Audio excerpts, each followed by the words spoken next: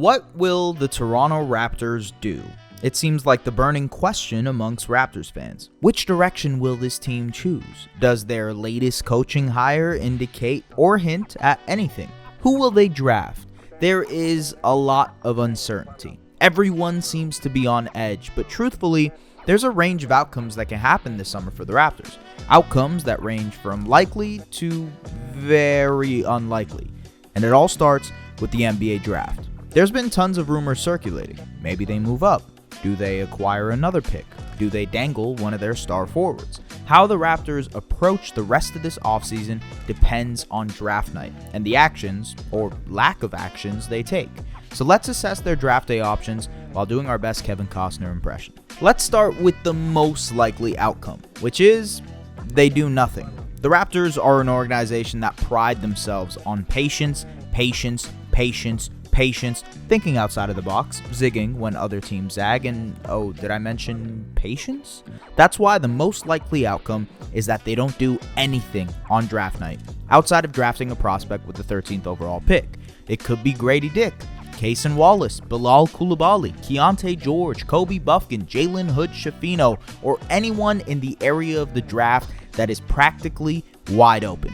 My guess is they draft a guard, or someone who has the potential to eventually be a lead ball handler, especially with Fred VanVleet a free agent this summer and not a ton of genuine guard depth behind him. But that being said, the Raptors have always been unconventional with their draft picks. Many will remember Bruno Caboclo, but even more recently, when they landed the 4th overall pick in the 2021 draft, they took Scottie Barnes over the presumed 4th pick, Jalen Suggs. The Raptors have always been full of surprises, which makes this a fun exercise.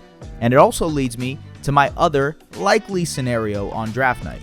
The Raptors draft someone with the 13th overall pick, whoever that may end up being, and later on, dangle either Chris Boucher's contract or Thad Young's non-guaranteed contract, and maybe Malachi Flynn or Delano Banton, in order to acquire another either late first round pick or an extra second round pick or two. The Raptors could use all the fresh young talent they can get into their system, and adding an additional rookie from this draft, which is said to be notoriously deep, could be both inexpensive and useful for this team.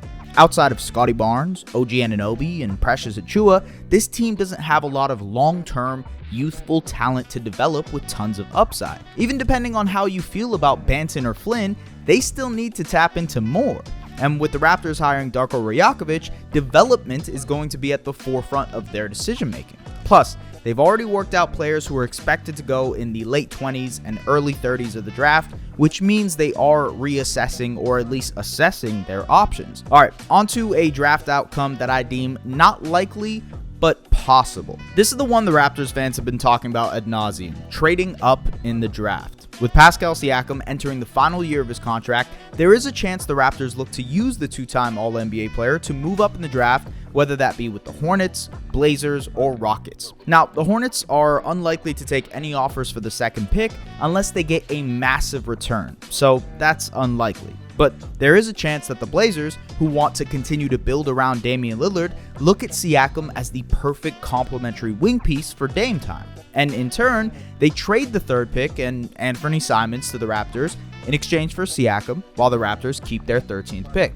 Why it's not likely that this happens is that there is a lot of uncertainty when it comes to that 3rd pick. Either one of Scoot Henderson and Brandon Miller, or even Amen Thompson, would be good fits for a reset centered around Scottie Barnes for the Raptors. But Scoot is obviously the most tantalizing of the bunch, especially given the Raptors' lack of guard depth. If Scoot is still on the board, I wouldn't be surprised if this happens. But also, if Scoot is on the board, I wouldn't be surprised if the Blazers just decide to draft him.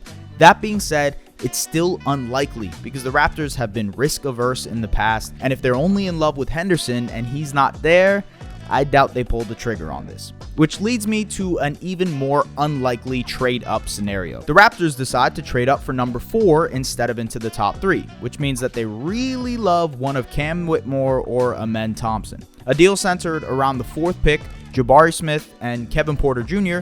could be enough to move Siakam. Maybe. But is that enough for the Raptors? There is a pretty big value drop-off between the 3rd pick and the 4th pick. How much do the Raptors love either Smith or Porter Jr.? These are the questions they'd have to answer, and in all likelihood, they probably stay patient as usual. Which brings me to the least likely scenario for the Raptors on draft night: trading OG Anunoby. Anunoby is 25 years old and is the perfect front court partner next to a guy like Scottie Barnes, as a two-way presence who can shoot the ball, defend multiple positions, and is beginning to grow as an on-ball creator.